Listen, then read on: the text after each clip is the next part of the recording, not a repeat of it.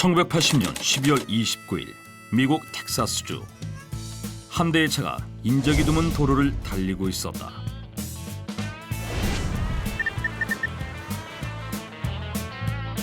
Nine already? Are you not too tired? I'm okay, Granny. Huh? 그런데 그때 Granny, what's that? What? Is it a shooting star? I think it's coming to our direction. 거대한 빛이 빠른 속도로 차를 향해 다가오고 있었다. We're going to hit it! Stop the car!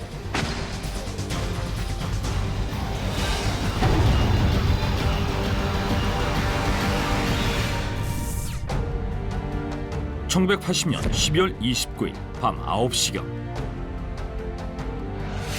미국 텍사스의 허프만 외곽도로에서 거대한 빛과 마주친 한 대의 차. 당시 차에 타고 있던 사람은 51세의 평범한 주부 베티 캐시와 그녀의 이후 비키 랜드럼, 비키의 손자 콜비 랜드럼이었다.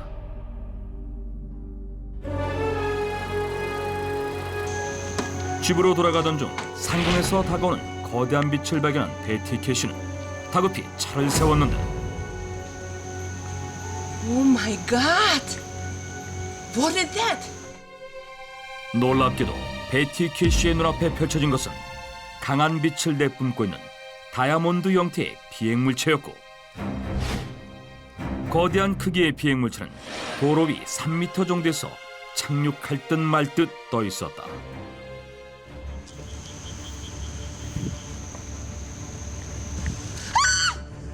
Betty, come back! It's dangerous there!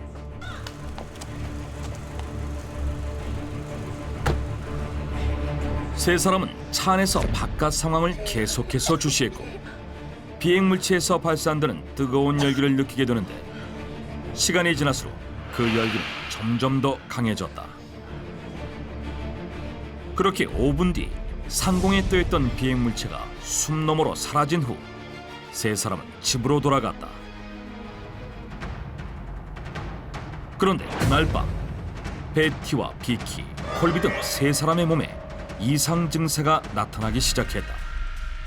베티 캐시는 물론 차에서 내리지 않았던 두 사람 또한 팔과 다리, 얼굴 등 신체에 화상을 입은 것처럼 물집이 생겼고, 구토와 호흡곤란에 이어서 심지어 머리카락이 빠지기까지 했던 것이다. 다음날 병원으로 찾아간 이들은 의사로부터 충격적인 이야기를 듣게 되는데, I think three of you exposed to high doses of radiation based on the symptoms you have.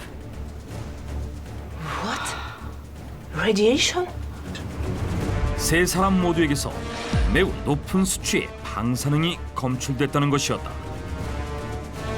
그렇다면 비행물체의 정체는 과연 무엇이었을까? 베티 캐시와 일행이 겪은 사건은 언론을 통해 미국 전역으로 퍼져나갔고, 사람들은 그들이 목격한 비행물체에 대해서 큰 관심을 가지게 되는데, Yeah, it was a UFO they saw. 비행물체의 정체가 UFO라고 주장하는 남자. 그는 나사에서 20년 이상 프로 엔지니어로 근무한 UFO 연구가 존 슈슬러였다. 그는 베티 캐시가 언론을 통해서 진술한 비행물체의 특징을 증거로 제시했다. 삼각형을 위아래로 붙여놓은 듯한 독특한 생김새와 로켓처럼 하단부에서 뿜어져 나오는 불꽃으로 이륙하는 비행 방식 등 비행물체의 전체적인 외형이 UFO의 특징을 가지고 있었다는 것이다. 뿐만 아니라 그는 사건 현장에 남아있는 흔적을 감추려 한 미군의 수상한 행적을 또 다른 증거로 들었는데, 사건이 일어난 다음 날 현장 조사를 위해서 의문의 비행물체가 목격된 허프만 외곽도로를 찾아간 존 슈슬러. 그는 비행물체가 떠 있었던 지점에 선명하게 남아있는 그을음 흔적을 발견하게 된다.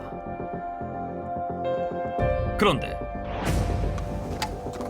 This road is closed for construction, sir.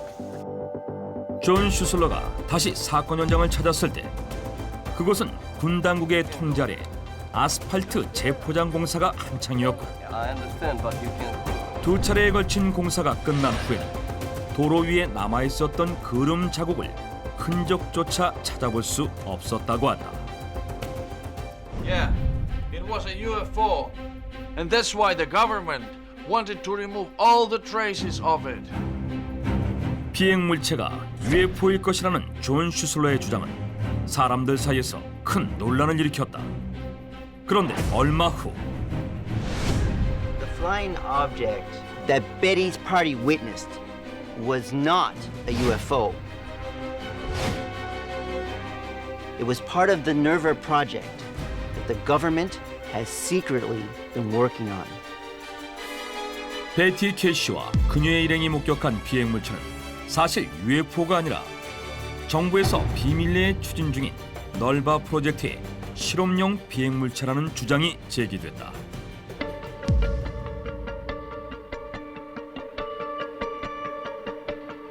널바 프로젝트는 1960년대부터 미국 원자력위원회와 나사가 공동으로 기획하고 우주 핵추진 사무국이 관리해온 최첨단 핵연소 비행기술 개발 계획으로 약 1조 원 이상의 예산이 투입된 거대 프로젝트였는데 The proof is the symptoms that the three witnesses had. They were all caused by radiation exposure. 그는 베티 캐시와 일행에게 나타난 피폭 증상이 증거라고 주장했다. 널바 프로젝트에서 개발하던 핵분열 에너지를 이용한 비행선은 지속적으로 엄청난 양의 방사능을 분출하기 때문에 가까이 있는 사람을 피폭시킬 수 있다는 단점을 가지고 있었던 것이다.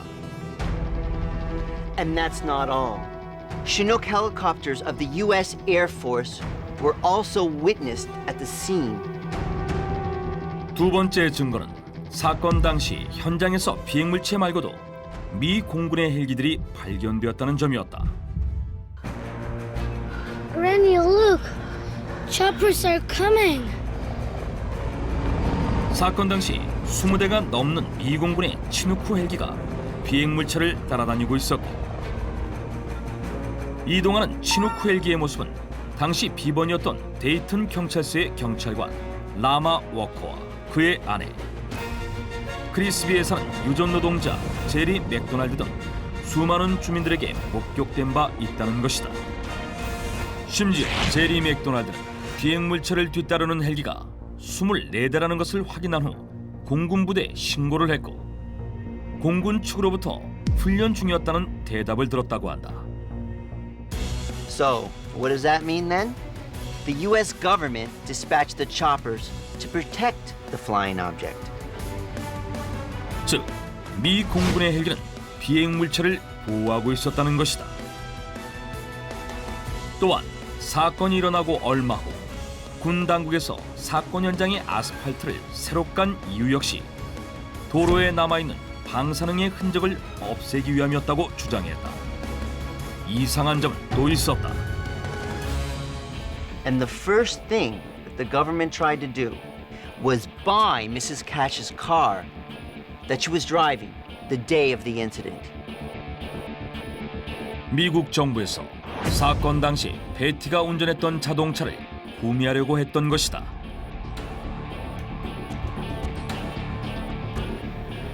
Yeah, that's right. They came to see me at the hospital and said they wanted to buy my car. But I did not want to sell it. They said they could force me to sell it. They threatened me to God's sake.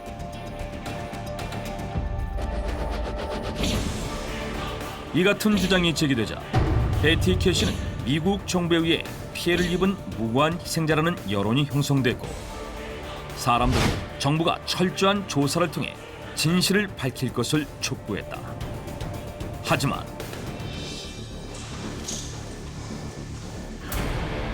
The Nerva project officially ended in 1972. The U.S. government has nothing to do with the cash laundering incident. 미국 정부는 널바 프로젝트가 1972년에 공식적으로 종료되었다고 발표한 후 진상을 규명해달라는 사람들의 요구에 대해서는 침묵으로 일관했다. 이에 베티 캐시는 다른 목격자들과 함께 정부를 상대로 소송을 준비했고 법정에 제출할 증거를 확보하기 위해서 텍사스 상원 의원인 로이드 펜스턴 의원에게 도움을 요청했다. 부탁을 받은 로이드 펜스턴 상원 의원은 사건 발생 장소 인근의 엘링턴 공군기지와 오스틴 공군기지로 찾아가서 12월 29일 취누크 헬기 부대의 이동 기록과 조종사 명단을 요구했다. 그런데 미 공군으로부터 돌아온 답변은 다음과 같았다. No helicopters were called out on December 29th. Moreover, the records on helicopter pilots were all destroyed recently. Therefore, it is regrettable that we can't provide any information you requested. 12월 29일 헬기 부대가 출동한 적이 없다고 부정하며 헬기 조종사들에 대한 자료 공개 역시 거부한 것이다. 결국 미국 정부를 상대로 건 베티 캐시의 소송은 법정에서 증명해 보일 물적 증거가 없다는 이유로 기각됐고 사건이 일어난 날로부터 정확히 18년이 지난 1998년 12월 29일 베티 캐시가 뇌졸중 합병증으로 세상을 떠나면서 진실은 미스터리로 남게 됐다. 1980년 12월 29일 텍사스의 한 도로 위에 나타난 의문의 비행물체. 사람들을 피폭시킨 비행물체의 정체는 과연 무엇이었을까? 지금 사건의 목격자들은 미국 정부의 진실 규명을 요구하고 있다.